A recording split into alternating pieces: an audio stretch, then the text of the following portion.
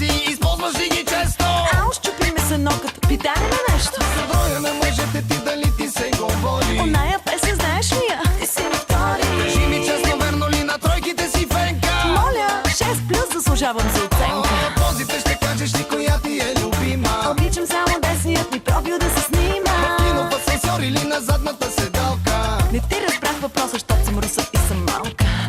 Ах, тая галка. Задавай ми неудобни въпроси, езикът ми на провокации носи. Но почна ли да отговарям подробно, повярвай ми, ще ти стане неудобно. Задавай ми неудобни въпроси, езикът ми на провокации носи. Но почна ли да отговарям подробно, повярвай ми, ще ти стане неудобно.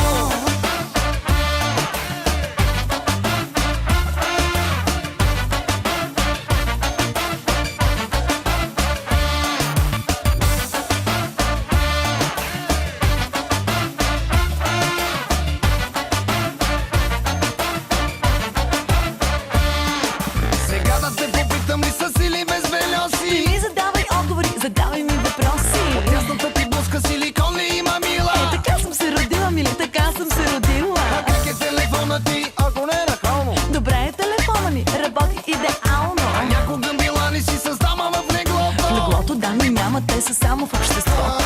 Има ли значение размера за Да жените? нямаш притеснение, че за това ме питаш. Гаси, паси, вечно от въпроса се измъкваш. Крайно време е да ме целунеш и да млъкваш.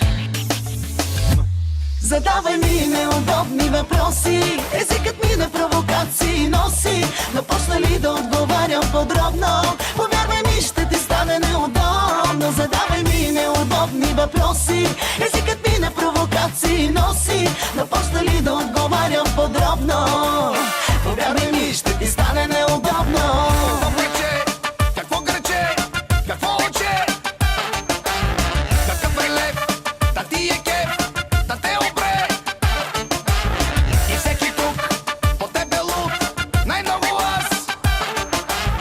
Не ме мъчи, ела у нас. Цяла нощ прехоса да си дойдеш на въпрос. Задавай ми неудобни въпроси, езикът ми на провокации носи. Но почна ли да отговарям подробно, повярвай ми, ще ти стане неудобно. Задавай ми неудобни въпроси, езикът ми на провокации носи. Но почна ли да отговарям подробно,